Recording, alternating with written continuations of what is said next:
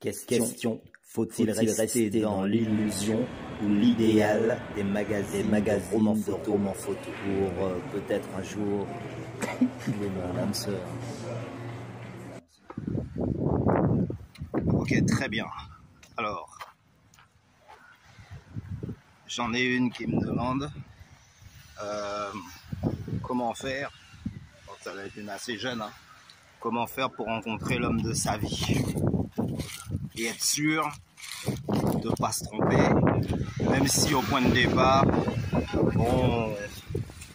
on pourrait avoir quelques petits copains avant, mais au moins pour se faire une vie, ce serait bien de rencontrer dès le départ l'homme de sa vie, c'est-à-dire l'âme sœur. Ok, on va regarder ça. Il y a une explication logique à tout. Et donc, on va pouvoir développer tranquillement. Ouais, plusieurs âmes sœurs, évidemment. Personnellement, j'en ai croisé, j'en ai rencontré. J'ai même vécu avec plusieurs d'entre elles. Je m'explique.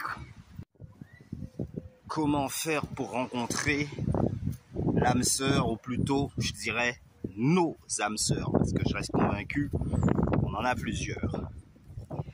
Eh ben, il suffit de s'intéresser aux filles qui s'intéressent à toi. Alors, en gros, c'est ça. Donc, pour les filles, il faut t'intéresser non pas aux garçons qui s'intéressent à toi, mais aux garçons qui t'intéressent ou qui t'intéresseraient éventuellement. C'est ça le secret. C'est ça le point de déclic.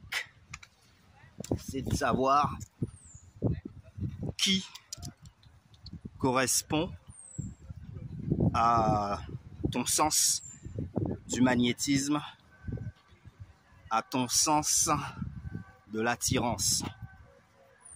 Qui correspond à ça? Alors, comment faire pour le savoir? Mission impossible? Eh bien non. Cela dit, généralement, hein, quand quelqu'un s'intéresse à toi, si c'est pas au premier coup de regard, c'est quelque temps après. Donc le truc, c'est d'apprendre à détecter à quel moment quelqu'un ou quelqu'une s'intéresse à toi ou pourrait être intéressé, de façon à ce que tu saches, toi, sur quel pied danser. C'est ça. Et l'expérience vécue confirmera la règle. C'est la différence qu'il y a entre les petits bonhommes et les gros bolos. Donc, dans la perspective d'une vie tranquille, il y a intérêt à bien s'entourer. Alors il suffit de savoir s'entourer avec les personnes qu'il faut. Donc chercher un petit peu le plus que chacun possède en lui-même et voir si de façon systématique, innée, de façon sans réfléchir, on sache tout de suite. Et une chose à savoir, c'est qu'il ne faut pas s'emballer. Il faut prendre le temps de discerner la psychologie, la physionomie, on va dire le mode de vie, et aussi les intérêts croisés. Ouais. Comme je dis, le principal même dans une relation, c'est le zen, la tranquillité et la possibilité, la perspective d'arriver à un but, à un point commun. C'est-à-dire que le but d'un couple, généralement, c'est de se mettre ensemble, d'avoir des gamins, et puis de mener une vie calme et sereine, quels qu'en soient les hauts et les bas, les allées et les venues de chacun. Ce qu'on essaie d'éviter, c'est les contre-coups de la vie. Donc, on peut pas tout relier à l'argent à chaque fois et se dire, ah ouais, c'est parce que ma famille était pas riche, ou c'est parce que j'avais pas un super boulot, ou c'est parce que, voilà, il y a un moment donné. Ouais! Ah, qu'on fait? Ah, bah, Bakimoun! Bon, ben voilà, je viens juste de croiser 2-3 jeunes là, j'ai pas capté pour pas. Voilà, conversation privée, mais oui, la relève est assurée. Oui, les mecs, ils sont décidés, ils savent pas trop encore ce que ça va donner, mais attention. C'est pour ça que je vous dis, les anciens, il faut les laisser parler parce que les jeunes qui arrivent derrière, ils sont déjà chargés à bloc. Ok. Oui, je disais qu'on avait plusieurs âmes sœurs et que personnellement, j'en avais croisé quand même quelques-unes où j'étais quasiment sûr. Parce que, normalement, pour qu'une fille s'intéresse à toi, il faut que tu correspondes à son type d'homme idéal, celui à laquelle elle rêve, plus ou moins, ou qu'elle s'imagine. Et si tu n'es pas dans la perspective, et si tu n'es pas un bon acteur, ou si tu n'es pas dans son schéma optique, eh ben, tu es éliminé systématiquement. Alors après, tu as des bonnes qualités, elle va te dire, bon, ouais, on peut rester bons copains, mais ça va être difficile d'aller plus loin. Donc là, c'est vraiment sans mêler les pinceaux et c'est vraiment jouer les pieds nickelés. Si tu veux aller droit au but, fille ou garçon, il faut absolument que tu t'intéresses à des gens, en tout cas à ceux qui s'intéressent à toi, sans rien. Attends pas d'avoir une belle voiture, une belle maison, les deux poches pleines pour te dire ça y est, on va m'aimer pour ce que je possède. Cherche-toi à te faire aimer pour celui que tu es, à l'état simple, c'est-à-dire sans aucun artifice. C'est surtout valable pour les filles qui se rajoutent beaucoup et qui en fait en font trop. Et lui, le gars, il se décourage parce qu'il se dit waouh, si c'est à ça qu'elle ressemble, si c'est comme ça qu'elle est, en se fixant sur l'apparence, eh ben,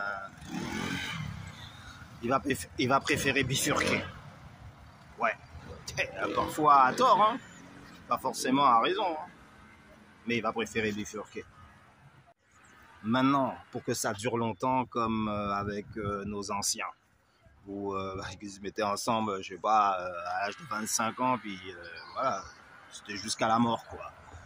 Alors, pour que ça dure, il faut être novateur.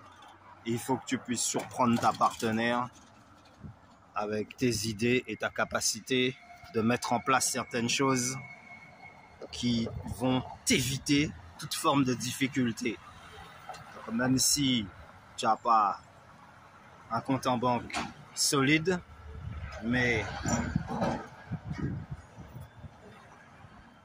en mettant en place certaines idées, par exemple, je sais pas, en travaillant un peu d'artisanat, histoire de te faire connaître sur le bord de la plage, quelques colliers, quelques calebasses, quelques cocos, quelques bambous, et bien là déjà, au point zéro, tu commences déjà à te faire connaître, et même si c'est pas un métier, mais c'est quelque chose qui te permet d'avoir une vitrine.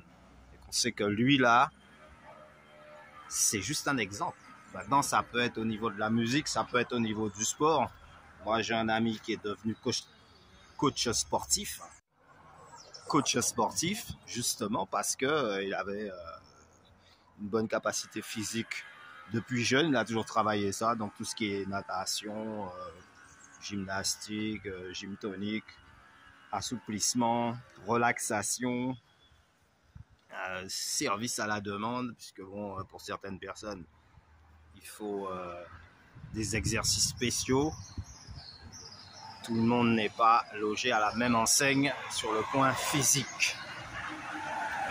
Yo! Alors, où rencontrer l'âme sœur? Eh ben, au détour du chemin, par hasard, au petit bonheur la chance. Ou alors par connexion mentale. Maintenant, comment reconnaître l'âme sœur? Eh ben, par le partage, les échanges d'idées.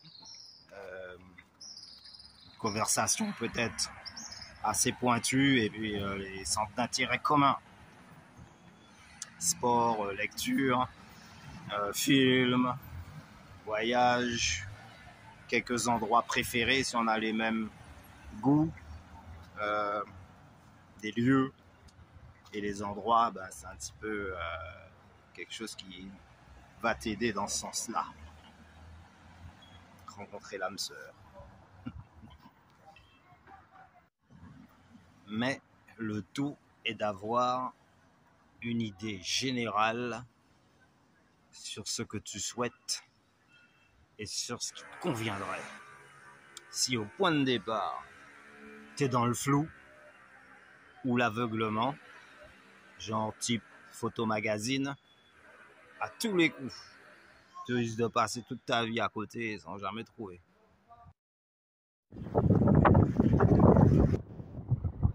Oui, maintes et maintes fois, on croise certaines personnes pour la première fois et on a l'impression de se connaître déjà. Et la question est la suivante. Comment ça se fait que lorsqu'on croise certaines personnes pour la première fois, pour nous les garçons, c'est surtout les filles, on a l'impression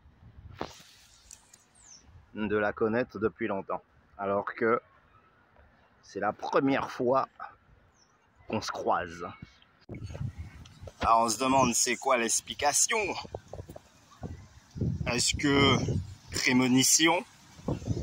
Est-ce que facteur hasard, chance combiné avec l'inattendu? C'est une impression, jusqu'à tous les coups, avec certitude, on sait que jamais on a croisé cette personne et que probablement plus jamais on la croisera à nouveau. Et pourtant, le ressentir est tel dans l'échange de regards, dans l'approche au premier stade, on est quasiment certain de l'avoir déjà croisé. Alors, un autre monde, en rêve ou prémonition. Selon une très ancienne légende, il y avait un peuple qui vivait dans la vallée de l'Indus qu'on appelait les Rishi et qui avait reçu le pouvoir et la faculté de matérialiser tout ce qu'ils pouvaient imaginer.